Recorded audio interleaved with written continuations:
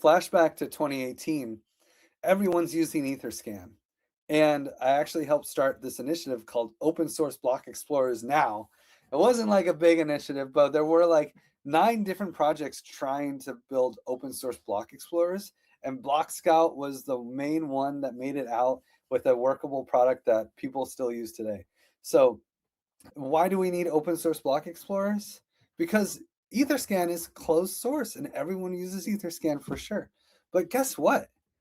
Instead of hacking Ethereum, you could basically just hack Etherscan. What if you could fake a transaction on Etherscan? And then you send that to an exchange, you send that to other people. You could easily just steal money from anyone. And the only people who would be able to know or prove it is Etherscan. So we needed an alternative and we wanted it to be open source. And there are other alternative block explorers, but like Scout by far is the best. And what's great about it being open source is it provided the infrastructure for anyone to launch rollups, to launch whatever. They could run their own block explorer. How do you test a blockchain without a block explorer? Etherscan is charging huge money to actually deploy on different chains. And Blockscout is open source. Anyone can use it to deploy on any chain. I promise you, we would not have the rollup ecosystem we have today without Blockscout. And not to mention, I love Etherscan. They do such great work for the security space. They're great, but they're closed source. And that's not what we're trying to do. You know, they can gouge people for access to their tech, and Blockscout levels the playing field. If you're a small team in some like low income country, you can actually like deploy your own blockchain, use Blockscout to service it and test it and prove it and build up, and to the point where, okay, we have enough funding, we can even pay for Etherscan. So yeah, Blockscout is so critical for our space. People do not appreciate its importance for sure.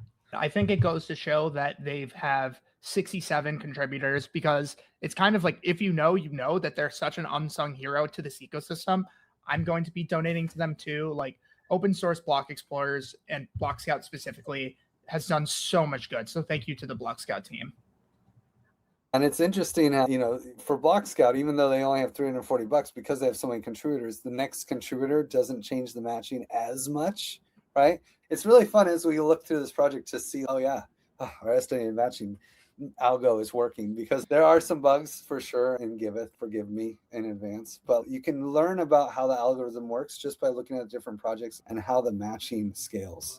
Yeah, and then it's almost kind of fun to game the QF funding itself, where it's like, which of these projects do I think isn't getting the funding it deserves, because my dollar will go further. Yeah. I wish we had we'll make an issue after this, but to sort by number of contributors. Oh, that'll be cool. Because the fewer the contributors, the more impact your matching, your donation to them will have.